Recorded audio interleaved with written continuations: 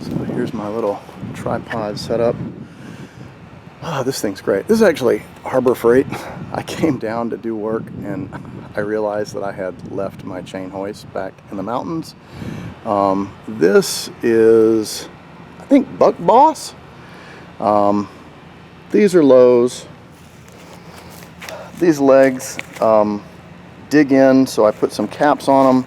I'm actually going to weld some feet that I can put on the bottoms of these instead of those caps, just so that it won't dig into the ground.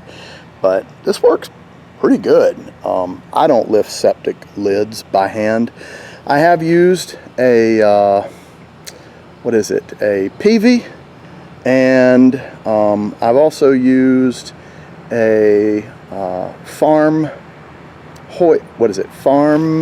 jack. Nothing works as good as this tripod, and I actually have 2 of these, and I'll probably have about 3 or 4 more. I'm just gonna leave this down on the eastern part of the state just so that I don't forget it in the future.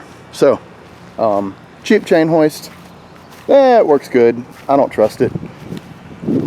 I don't really trust any chain hoist. It's 1 ton. This lid, 150, 200 pounds, something like that.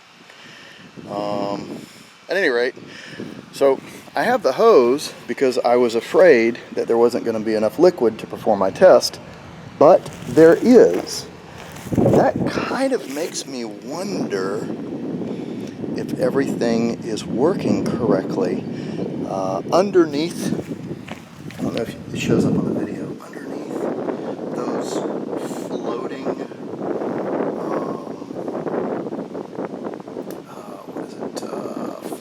it's a trigger mechanism. Oh my gosh. Underneath the floats down at the bottom, it doesn't look like this thing's very deep. There's 2 to 3 times the depth from this to the water down there. I don't know how deep it is. I have to look on my notes. I mean, this thing, I don't know, 1,500, 3,000 gallon tank. It's huge. So the water level is actually pretty high in here right now. So it's good for me in my pump down test.